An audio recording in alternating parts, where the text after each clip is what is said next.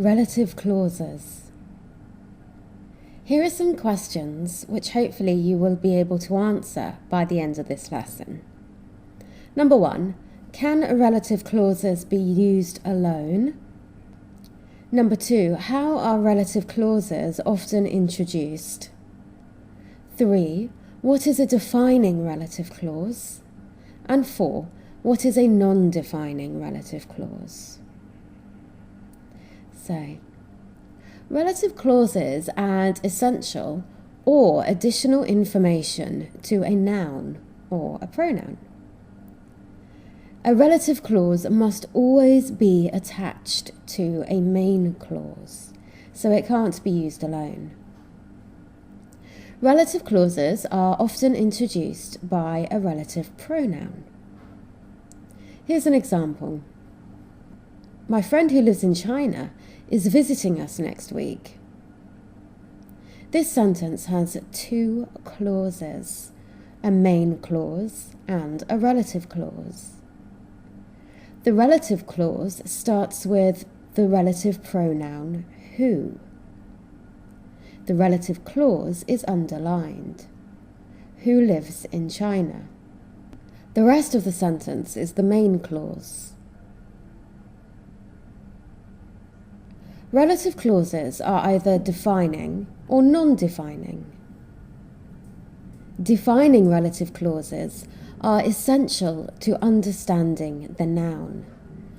So we need this relative clause to properly understand the noun. The example from before is a defining relative clause. Who lives in China helps the person identify the noun. It helps them understand which friend. Defining relative clauses don't use any commas. Non-defining relative clauses are not essential to understanding the sentence. They add additional information. Here's an example.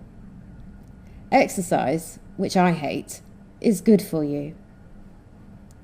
So here, the relative clause, which I hate, is additional or extra information. If we remove that, we can still understand the noun, exercise. Exercise is good for you. Non-defining relative clauses do use commas. So in this example, the non-defining relative clause is in the middle of the main clause. So there is a comma either side. The non-defining relative clause can also be at the end of a sentence, like in this example. We went to France, which is where we met. We went to France, which is where we met. Now this is a non-defining relative clause because you could simply say we went to France and the noun France is understood. Which is where we met is extra information, and it comes after a comma. We don't always have to use a relative pronoun. If the relative pronoun that introduces the relative clause, if it's the same as the object of the main clause, we can leave it out. So this example, we went to France. The subject is we, the verb is went, and France is the object.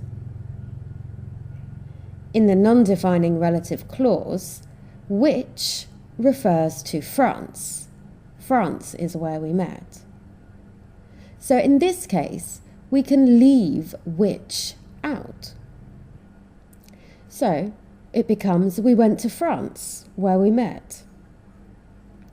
When the relative pronoun is the same as the subject of the main clause, we can't leave it out. So for example, exercise, which I hate, is good for you. The main clause is exercise is good for you. In this clause, exercise is the subject, and in the relative clause, which refers to that subject.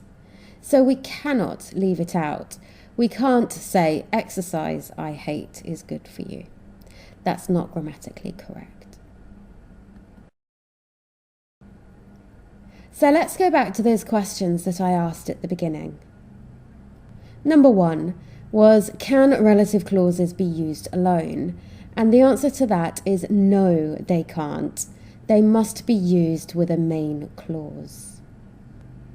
Number 2 asked, how are relative clauses often introduced? And that's with a relative pronoun, but as we've just seen, not always. Number 3 asked, what is a defining relative clause? And a defining relative clause is a clause that identifies the noun. It's essential to the understanding. And number 4 asked, what is a non-defining relative clause? And a non-defining relative clause is a clause that adds information, additional or extra information to the noun.